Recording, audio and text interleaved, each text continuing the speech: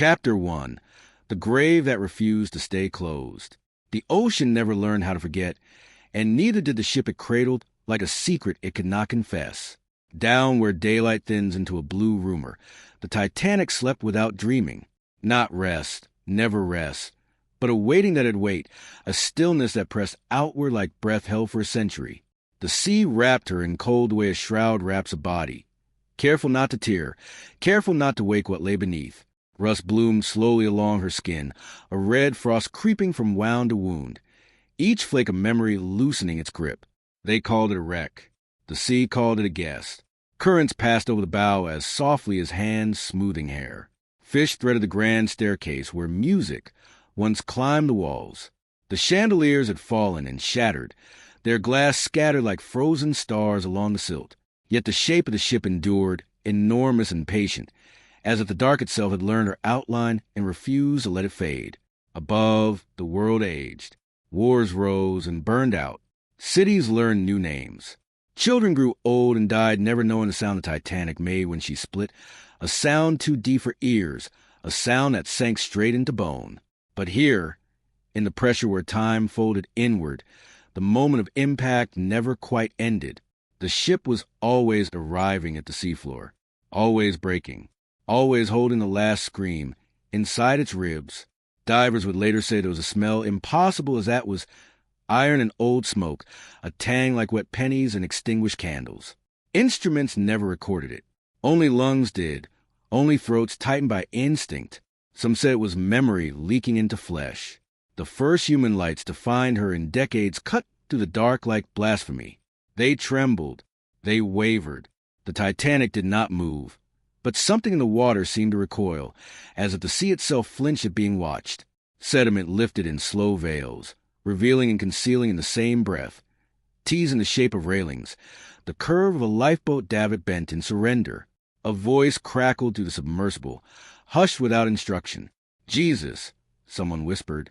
Another answered, softer still, "She's bigger than I imagined." No one said the other thing they felt, the wrongness of it, the sense of standing beside a body that had not agreed to be seen. Cameras rolled. Robotic arms hovered, uncertain, like hands reaching for a sleeping child whose dreams might turn violent if touched. The Titanic exhaled rust. It drifted like blood in water, a slow, intimate release. Rustic glass hung from her edges in delicate filigree, cathedrals built by bacteria that fed on iron and time. They swayed with the current, brushing against each other, whispering without sound. Scientists gave them names. Sailors gave them prayers. There were places the lights refused to linger. Doorways swallowed illumination and gave nothing back. Corridors narrowed, their walls puckered and peeling, as if the ship were shedding skin. In the first-class cabins, shoes lay paired beside beds that no longer existed, their leather intact, their laces neatly tied by hands long dissolved. A child's doll rested face down in the silt, porcelain cheek unbroken, eyes spared the sight of what came next. A diver reached toward it with a gloved hand. "Don't," murmured the pilot, the words slipping out before reason could catch it. The hand paused. The doll remained where it was, as if listening. Those who studied the wreck spoke of structural collapse, of bacteria accelerating decay, of inevitability. But the sea had its own language, and it spoke in pressure and absence. The Titanic was not merely falling apart. It was being unmade carefully, lovingly, like a story erased letter by letter, so that the ending could never be read again. And now, after 113 years of patient undoing, the surface world had remembered her. Plans were drawn, maps layered over maps. Words like salvage and recovery and preservation were spoken with reverence, as if naming could sanctify the act. The ship heard them. Metal remembers vibration. Water carries intention farther than sound. Above the wreck, the currents changed. On the support vessel, night pressed against the windows. Crew members slept poorly, waking with a sensation of falling through cold air that never ended. One dreamed a hallway filling with water that refused to rise past the ankles, no matter how long he waited. Another dreamed of bells ringing without sound, their ropes pulled by unseen hands. In the galley below, coffee went untouched, growing bitter and black as ink. "They say it's just nerves," A woman whispered to no one in particular, fingers tight around a chipped mug. First Ascent always does this. Her companion nodded, but his eyes kept drifting to the sonar display, to the patient outline glowing on the screen. Graves don't like company, he said, then laughed too quickly. My grandmother used to say that. The laughter died in the room and did not return. Back in the deep, something shifted. Not the ship. She had learned stillness too well. But the space around her, a subtle tightening, as if the water itself had drawn a breath and was deciding whether to let it go. Silt lifted where no current passed. Rusticless cracked and drifted away like shed teeth. The Titanic waited. She had waited through silence thick enough to crush bone. She had waited through the slow feast of microbes and the endlessness of the deep. Waiting had become a kind of thought, a dim awareness that did not require eyes or nerves. Now, at last, the waiting sharpened. Lights returned, brighter this time. Arms extended. Tools descended.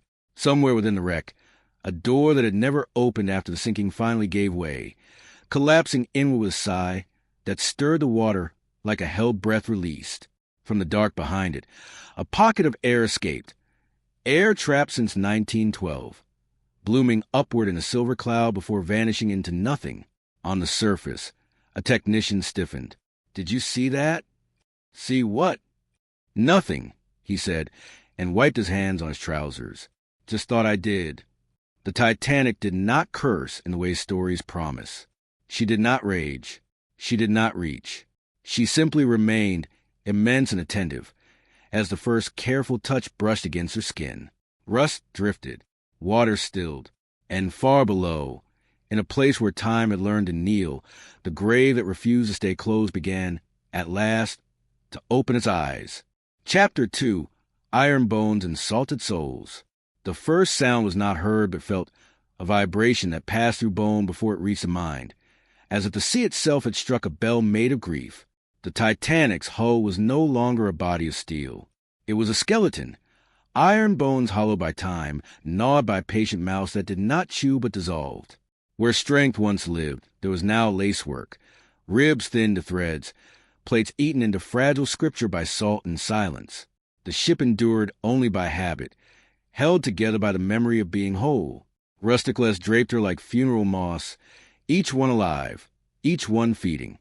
They grew slowly, deliberately, as if savoring every atom of iron, every trace of the hands that had shaped it. Scientists named them colonies. The sea named them mourners. When the submersible drew near, its lights trembled across the hull, revealing scars too numerous to count. Rivets protruded like knuckles through thinning skin. Some had burst outward during the sinking, torn from within by panic and pressure, frozen forever in the act of escape. Others remained in place, stubborn, loyal, refusing to loosen their grip even as the metal around them failed. Each rivet held a name, not written, never written, but impressed into the iron by heat, by labor, by breath exhaled in cold shipyards far from this dark. Men who hammered steel and never saw the ocean. Men who sailed and trusted it. Women and children who leaned against railings and felt the deck steady beneath their feet, believing that weight meant safety. The sea remembered them all. A robotic arm extended, its movements precise, reverent, absurdly gentle. The claw brushed the hull no harder than a fingertip tracing a scar. The ship groaned. It was not loud. It was not dramatic. It was a low, intimate sound, like a contracting in a cold house, like a sleeper shifting under blankets. Yet it passed through the water and into submersible, into the diver's chest, where it bloomed as nausea and shame. "Did you hear that?" someone whispered, though everyone had. "Probably structural settling," another murmured, clinging to language like a railing. "Metal fatigue." No one believed it. Sound does not carry meaning, unless something means it too. The groan faded, but the water did not relax. It pressed closer, thickened, as if listening for a response. The Titanic settled again, minute fragments of rust drifting away like shed skin. Where the arm had touched, a rusticle snapped free and spiraled downward, breaking apart before it reached the silt. The sea swallowed it eagerly. They moved along the hull, following the long wound where the ship had split. Here, the damage was no longer discreet. Plates peeled back like petals torn from a flower, edges curled and jagged, exposing the dark spaces within. Inside those spaces, the light faltered, refused to travel straight, bending as though the corridors themselves were warped by memory. A voice crackled over the line, low and careful. "Those beams! Look how thin they are. It's like bones." "Careful," came the reply, softer still. "We don't know what weight they can take." Weight had meaning here beyond physics. Every movement pressed against more than structure. It pressed against what remained of a promise. That the dead would be left undisturbed, that the ocean would keep what it had claimed. Inside the wreck, water flowed where air once lingered, filling rooms that had known laughter, filling lungs that had once screamed. Curtains of silt drifted through doorways, stirred by the submersible's passing, revealing glimpses of furniture fused to the floor by rust and time. A bed frame leaned against the wall like a collapsed rib. A sink hung sideways, porcelain intact, its drain of black eye staring into nothing. A diver's camera lingered on a pair of boots, toes pointed toward each other with quiet decorum. Someone stood there, the diver whispered, though no one had asked. "Waiting." No one corrected him. The Titanic groaned again, deeper this time, a sound drawn out her length, traveling from bow to stern like a shudder. It vibrated through the water, through the metal shell of the submersible, through the men and women inside who suddenly felt very small, very temporary. "This place isn't stable," the pilot said. "We should pull back." Just a little farther came the answer, strained but determined. "We need to document the frame before it collapses." The frame, as if the ship were only an object, a thing to be cataloged before it finished dying. As if death here were not ongoing, slow and ritualistic, performed by salt and pressure with infinite patience. They approached the interior supports, the iron ribs that once bore the ship's weight. Now they were pitted and porous, riddled with holes like diseased bone. Rustic glass clung to them in thick clusters, dripping fragments that disintegrated as they fell. The beams seemed to lean inward, conspiratorial, as if listening to each other across the dark. A hand, gloved, trembling, reached out again. The groan came instantly. This time, it was joined by another sound, faint but unmistakable. The clatter of something small striking metal over and over, like fingernails tapping from the other side of a wall. "Stop," someone breathed. "Just stop." The hand withdrew. The tapping ceased. Silence returned, heavy and watchful. In the control room above the wreck, instruments flickered. Pressure readings spiked and settled. Microphones caught distortions that technicians dismissed as interference, though they replayed them later, alone, with the volume low. Some swore they could hear voices layered beneath the static, counting without numbers, reciting without words. Down below, the Titanic endured. She had endured the scream of tearing steel, the crush of water, the long unmaking of time. She would endure this, too. But endurance does not mean forgiveness. As the submersible began its slow retreat, its light swept once more across the hull. For a moment, only a moment, the rust and shadow aligned into something almost legible, a pattern of rivets that looked like eyes, a curve of collapsed plating that resembled a mouth pulled tight against a cry. Then the angle shifted, and it was only metal again, only decay. Behind them, unseen, a support beam finally gave way. It fell inward with muffled collapse, stirring silt that rose in a vast, billowing cloud, swallowing corridors and memories alike. Within that cloud, something moved, not forward, not back, but toward. The Titanic did not follow. She did not need to. She had already been touched, and the sea does not let such things go unanswered. Chapter 3. Relics that should not be lifted. The first relic broke the surface at dawn, and the sea recoiled as if a vein had been opened. It emerged dripping and silent, cradled in a steel basket, water streaming from its edges like breath leaving a corpse. A teacup, white once, now the color of old bone, rocked gently with the motion of the ship. Its handle was intact, its rim unchipped. Inside it, silk clung in a thin crescent, marking where the ocean had rested its mouth for 113 years. No one spoke at first. The gulls circling overhead fell quiet, their cries thinning into distance. The winch groaned as it locked into place, and the basket came to rest on deck, haloed by puddles that reflected the gray sky like tarnished mirrors. "Careful," someone whispered, instinctively. Though the cup did not move, they had planned for this moment. Procedures were written. Gloves were donned. Cameras were positioned to record every angle, every tremor.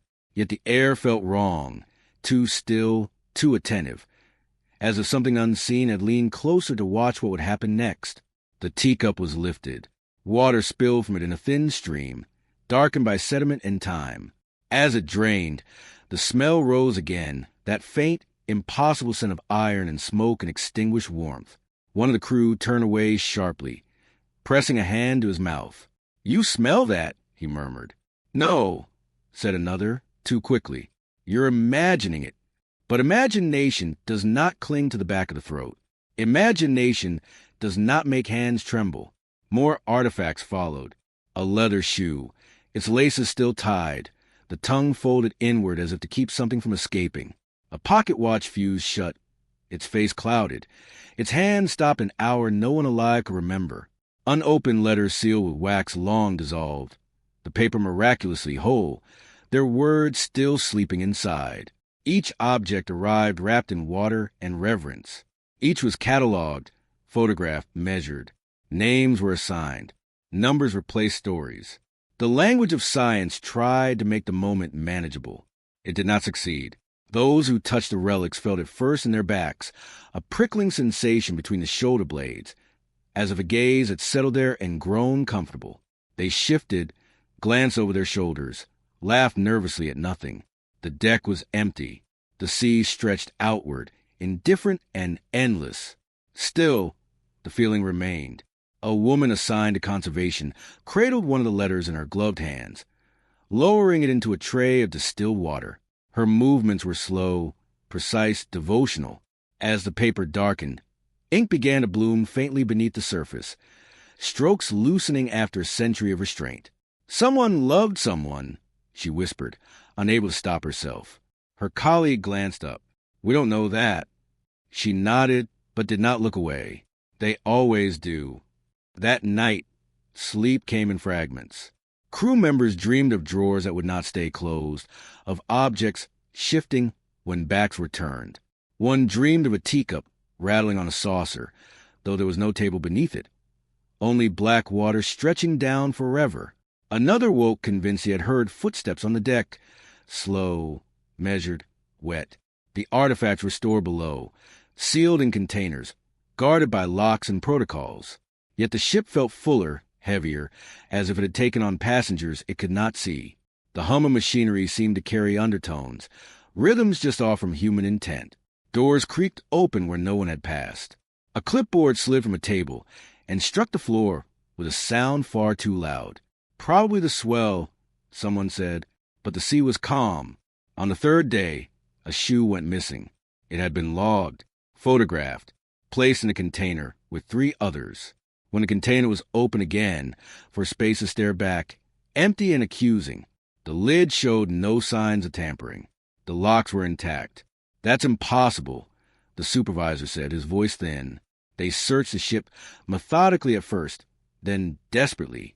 They checked drains and storage rooms and the deck itself. No shoe, no trace of it ever having been there at all. That night, someone found wet footprints leading from the artifact room to the rail. They stopped there. No one volunteered to follow them over the side. The sea watched patiently. It had always been patient. It knew that what was taken would leave a hollow, and hollows invite filling. Down below, the wreck shifted minutely, disturbed by absence rather than touch.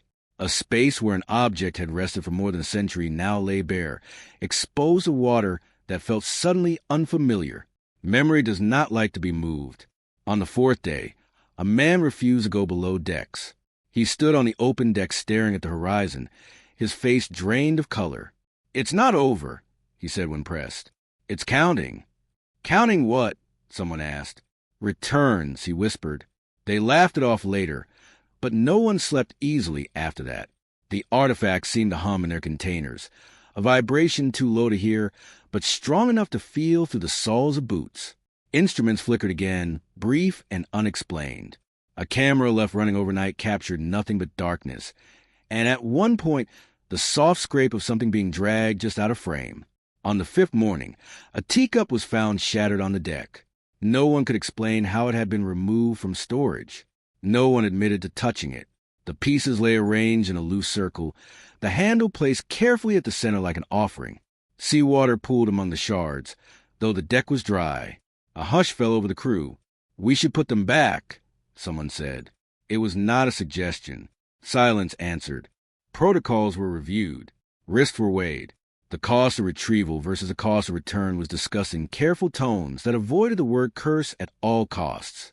Far below, the Titanic waited, lighter now by ounces and memories, feeling the absence like missing teeth. The sea pressing around her, restless, aware. Currents tightened. Depth stirred. As the sun dipped low and the ship prepared for another night, a container lid creaked open on its own. Inside, an unopened letter lay unsealed at last, its paper unfurled. Ink bled slowly across the page, forming words no one had yet read. Words written not by hand, but by water, spelling something that did not want to be carried any farther from home. Chapter 4. The Ocean's Slow Revenge. The ocean does not strike in anger. It erases with devotion. Long after screams thinned into bubbles and lights were swallowed whole, the sea began its work with the patience of a priest closing a long service. It sent no storms, raised no fists of water. It sent mouths too small to see, hunger too slow to fear. Bacteria arrived like monks in silence, settling into iron and shadow, kneeling where rivets once held the promise of forever. They fed without teeth, without sound, turning strength into prayer and prayer into dust. Rusticles bloomed where steel had once boasted. They grew like coral shaped by grief, fragile, branching, beautiful in a way that asked not to be admired. Red dust sifted through the wreck, like falling leaves that never reached the ground. This was not decay. This was ceremony. Scientists called it oxidation, a chemical inevitability written into the laws of matter. Sailors called it something older, spoken with a glance rather than a word. The Titanic finishing its dying. Down where pressure crushed confession from the lungs, the ship felt a slow undoing as a kind of warmth. The bacteria nested in seams and scars, whispering to one another in exchanges of electrons and time. They remembered heat. They remembered hands. They remembered the day the hull screamed and the sea answered with its mouth open wide. They ate not just iron, but intention, dissolving the idea that the ship had ever been meant to last. Lights returned again, and the ritual faltered. The submersible drifted above the wreck, like a hovering doubt. Its beams traced Rusticles trembling in the current, setting them aglow like veins under thin skin. The glow revealed a truth that charts did not like to acknowledge. The ship was lighter than it had been yesterday, and yesterday lighter than the day before. Loss was ongoing. Loss was alive. "Look at that," someone whispered. "They're dissolving." "They always have been," came the reply, clipped, professional. "That's the process." "But faster," the first voice said. "Isn't it faster?" Silence answered, and in that silence the sea leaned closer, curious how long the words would hold. Robotic arms descended again, instruments calibrated to sample, to measure, to name. They scraped gently at Rusticles, collecting fragments that crumbled into nothing when touched. The samples looked like dried blood and ash, like the residue of a fire that had never burned. "Handle them carefully," a voice murmured. "They're delicate." Delicate was not the word the sea would have chosen. Sacred, perhaps, or necessary. Within the Rusticles lived whole cities of bacteria, each one feeding, each one excreting acids that gnawed patiently at iron. They did not rush. They did not tire. They were not cruel. They were thorough. Their work stitched the ship back into the ocean molecule by molecule, making sure nothing escaped the great accounting. A sailor on the support vessel watched the data scroll across a screen, numbers flickering like a pulse. He rubbed his eyes. "My grandfather," he said quietly, to no one in particular, "used to say the sea never gives back what it takes. It just lends it the time." No one laughed. Someone shut a door a little too hard. Down below, a section of railing finally surrendered. It did not snap. It did not fall. It simply let go, sloughing into fragments that drifted apart like a sigh. The submersible's lights caught the movement, and for a moment the rusticless seemed to recoil, shivering as if aware of being watched. "Did you see that?" a technician whispered. "Currents!" Another answered, but the words sounded thin. The idea of interference had always been present, hovering like a forbidden thought. Sampling was allowed. Documentation was praised. But removal, true removal, felt like blasphemy whispered too loudly. Every touch stole a moment from the ritual. Pause, a patient prayer of bacteria, and salt. The sea noticed the pauses.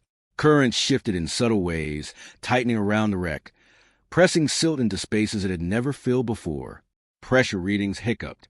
Microphones caught a low, persistent hum that did not correspond to any known machinery.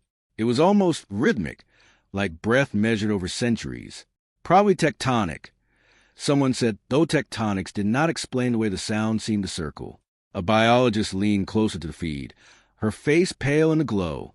If we accelerate the decay, if exposure to oxygen changes the colonies. We're not accelerating anything. The mission lead cut in. We're observing. She did not answer. Observation is never passive. To watch is to alter. Night fell above the sea, but below there was no difference. The Titanic existed in perpetual dusk, a cathedral without candles. The bacteria worked on, indifferent to clocks, indifferent to cameras. They ate through a beam that had once supported a ceiling where laughter bounced like birds. They gnawed a staircase into powder, step by step, erasing the path people had fled upon. Each loss loosened another memory. A man on the submersible closed his eyes briefly and saw a ballroom lit with chandeliers, couples turning in time. He opened them again, startled, breath shallow. "You okay?" someone asked. "Yeah," he said. "Just pressure." Pressure had many meanings here. The next sample shattered before it reached the surface, collapsing into slurry as the container breached warmer water. The smell rose stronger this time. Iron and something older, something like old coins held too long in a sweating palm. "We shouldn't be doing this," a deckhand whispered, staring at the spill as it ran toward the scuppers. "It's like taking bones from a grave while the body's still working." The ocean answered with a swell that lifted the ship and set it down again, a gentle reminder weight. Below, a section of hull that had endured for decades finally thinned beyond bearing. The bacteria finished their slow meal, and the metal gave way in silence. Water rushed into a pocket that had held air for over a century, collapsing it in a soft thunder only the sea could hear. The ritual advanced. Data suggested the wreck would be gone within decades now, reduced to a red shadow on the seafloor. This knowledge spread to the crew like a rumor of death postponed too long. Some spoke of urgency.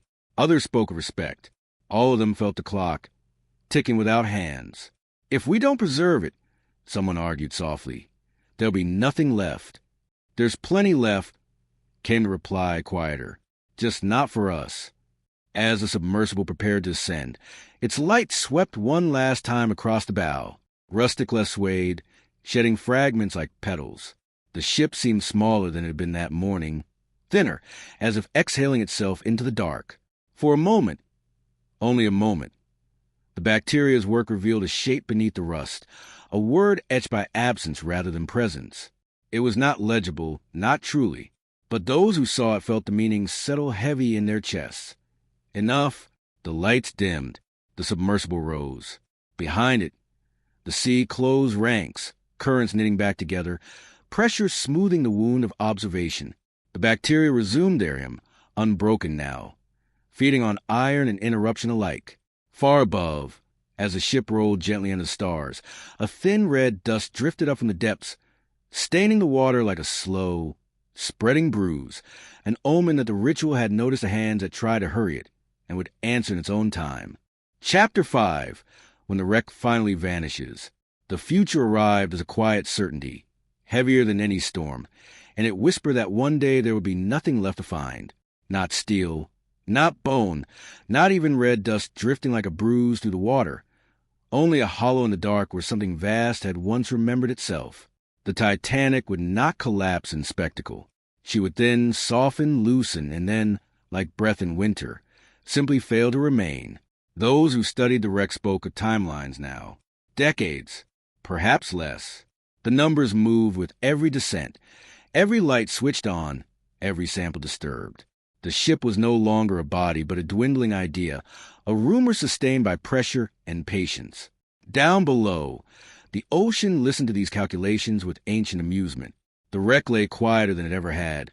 Her silhouette softened, her edges blurred by ongoing erasure. Where corridors once led somewhere, there were now only suggestions, curves that ended in silt, doorways that opened into nothing. The sea had begun to forget the details, keeping only the weight. It's like watching someone fade while they're still speaking. A diver whispered as the submersible hovered above the bow.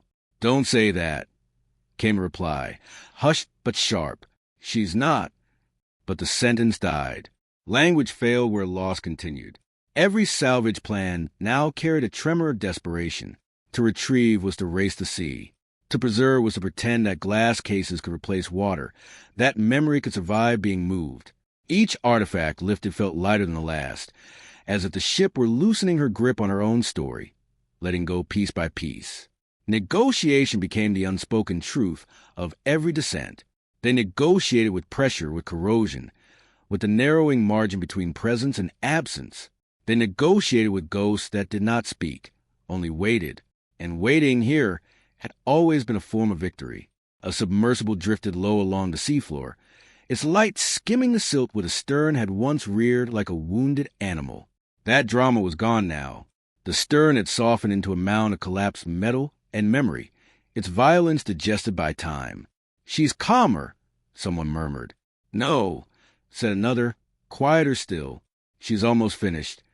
In the control room above, a woman traced a finger along an old photograph taped beside her console, a black and white image of the ship at launch. Crowds pressed close, faces lifted in awe. She wondered which of those faces had known, even then, that this thing was already dying, that its ending had simply been delayed by ceremony and champagne. The sea does not rush endings. It waits until they are ready. Below, rustic less broke free in clusters now, drifting away like ash from a slow fire, beams thinned to threads. A section of deck collapsed inward without sound, folding into itself like a thought abandoned mid-sentence. The bacteria worked tirelessly, monks of dissolution, carrying the ship toward its final silence. "Once it's gone," someone asked softly, "what do we call this place?" No one answered. Names require something to point at. The idea of absence began to weigh heavier than the wreck itself. A future where sonar returned nothing but smooth darkness. A future where coordinates marked only a memory, where the ocean floor bore no scar deep enough to remember the wound. Some found that future merciful. Others found it obscene. "We owe them remembrance," a voice argued one night, low and earnest. "If we don't take what we can, it'll all disappear. And if we do," came the reply even lower, "what then? We scatter in rooms with white walls and call it respect." Silence followed, thick and unresolved. The sea rolled on, unconcerned with morality. It had no interest in museums. It had no patience for debate. It only continued its long inhalation, drawing iron and story inward until both became indistinguishable. On the final planned descent of the season, the submersible found a change that no one had predicted, a void where a wall had been. A corridor now collapsed entirely. Its ceiling settled into the floor, erasing a path that had endured for a century. "That wasn't in the models," the pilot whispered. "Models do not account for surrender." The lights moved, searching, recording. The ship seemed smaller again, retreating into itself. It was hard to tell where wreck ended and seabed began. The Titanic was becoming geography, a feature rather than a presence. As they prepared to leave, a current stirred the silt, revealing something briefly, a shape too regular to be stone, too smooth to be debris. A bell, half buried, its surface eaten thin, its clapper gone. No one touched it. They hovered there longer than planned, held by a shared reluctance to be the last ones to see it whole. Instruments ticked. Oxygen levels nudged caution. Still they stayed. "It feels like a goodbye," someone said. Goodbyes implied choice. The ascent was slow, ritualistic. Lights dimmed one by one as the wreck slipped back into the dark. The sea closed behind them, currents knitting the space smooth, as if tucking something in. Above, the night was clear. Stars scattered across the sky, like holes punched through black cloth. The ocean reflected none of them. It kept its gaze inward. In the days that followed, reports were written, conclusions drawn, funding debated, plans postponed. The language of endings crept into official documents, disguised as projections and estimates, eventually, inevitably, within our lifetimes. And beneath all of it, the older truth persisted, whispered among waves and wires alike. Some losses were meant to remain untouched not because they were sacred, but because they were complete. The Titanic did not need saving. She needed time. Far below, the bacteria finished another beam. Rusticless fell like red snow. The ship grew lighter, thinner, closer to forgetting herself entirely. One day, soon now, the last recognizable shape would give way. The final rivet would loosen. The ocean would take the name back into its mouth and swallow it whole. And on that day, when sonar passed over smooth darkness and found nothing to hold, something else would rise instead. A pressure, a knowing, the unsettling sense that a grave once kept had finally closed its eyes, and that whatever had been waiting so patiently in the deep was now free to drift, unanchored, into the wider sea.